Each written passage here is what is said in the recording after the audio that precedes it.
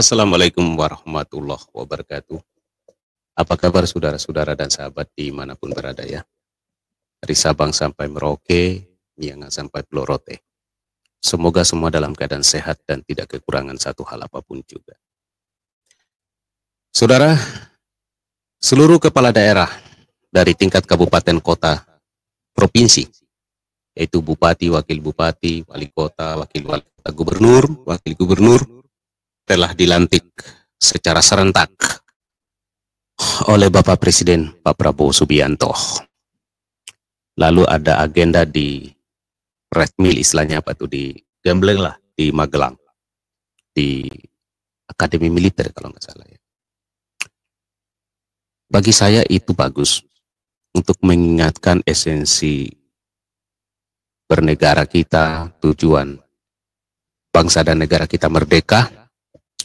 Ya, semoga itu akan memberikan suatu pemahaman soal bangsa ini, mengingatkan kembali tentang perjuangan generasi-generasi terdahulu, bagaimana bangsa ini untuk merdeka.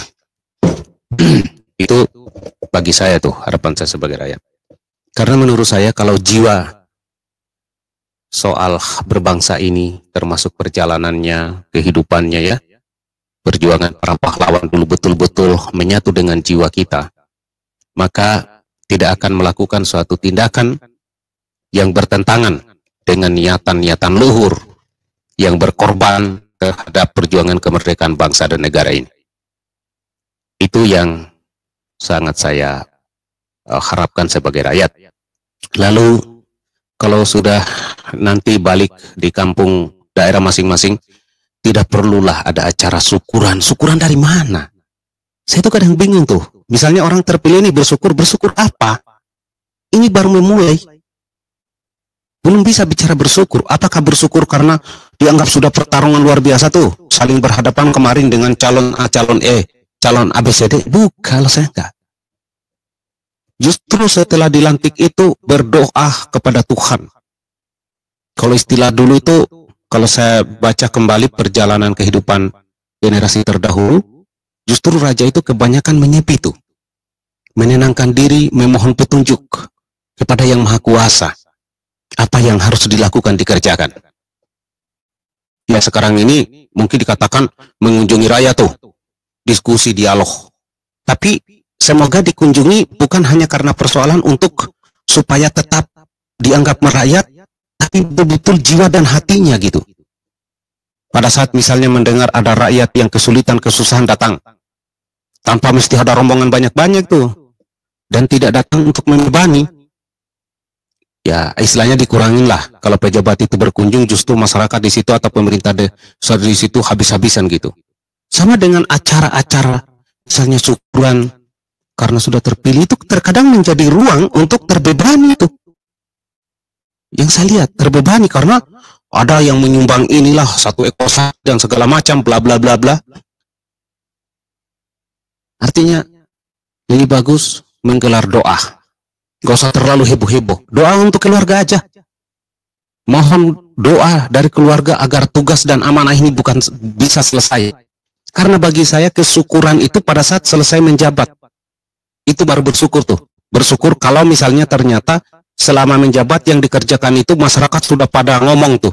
Sudah pada bersuara bahwa alhamdulillah setelah ini jadi pemimpin daerah kita, kita sejahtera, kita bagus, begini-begini, yang tadinya begini tidak baik, sekarang sudah baik. Nah itu bisa itu menggelar acara seperti resepsi pernikahan lah. Itu enggak ada. Bagi saya itu wajar-wajar aja. Ini hanya sekedar harapan saya, karena saya coba melihat kebiasaan-kebiasaan selama ini. Apalagi di tengah kehidupan saat ini. Banyak mungkin saudara-saudara kita yang dalam keadaan seperti apa. Lebih bagus untuk acara-acara itu tadi digunakanlah, dimanfaatkan untuk memaksimalkan ya uang-uang atau potensi yang ada itu untuk menyumbang kepada saudara-saudara kita yang lain. Itu bagi saya ya. Oleh sebab itu kita mari mendukung secara penuh program pemerintah saat ini, apalagi Presiden Pak Prabowo Subianto. Patut kita mengaturkan penghormatan setinggi-tingginya kepada beliau 100 hari lebih ini sudah banyak hal-hal yang menurut saya seperti, tapi kita harap total nih, pengungkapan kasus misalnya Harvey Muiz 6,5 jadi 20 tahun ya, pengungkapan kasus di Kohot, mudah-mudahan dikejar sampai di belakang-belakangnya siapa ini yang bermain. Nah, itu yang kita patut apresiasi terhadap beliau, dan kita inginkan memang dengan instrumen negara yang luar biasa, semua yang sudah jelas datanya telah banyak merugikan negara ini digeser, disingkirkan pelan-pelan. Jangan lagi merecoki, mengganggu keadaan berbangsa dan bernegara kita. Kenapa? Karena rakyat itu tahu. Mau bicara yang koruptor itu rakyat tahu, lihat itu kehidupannya sehari-hari orang.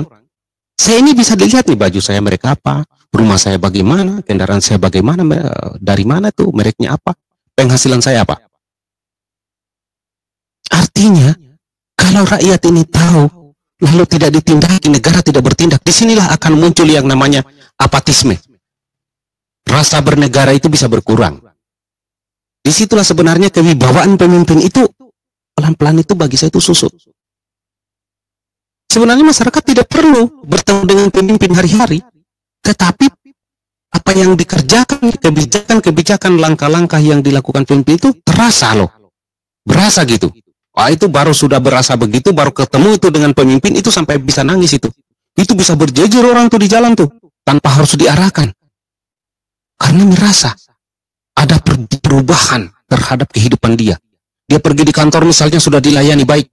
Berurusan apapun sudah tidak merasa dia dikerjain.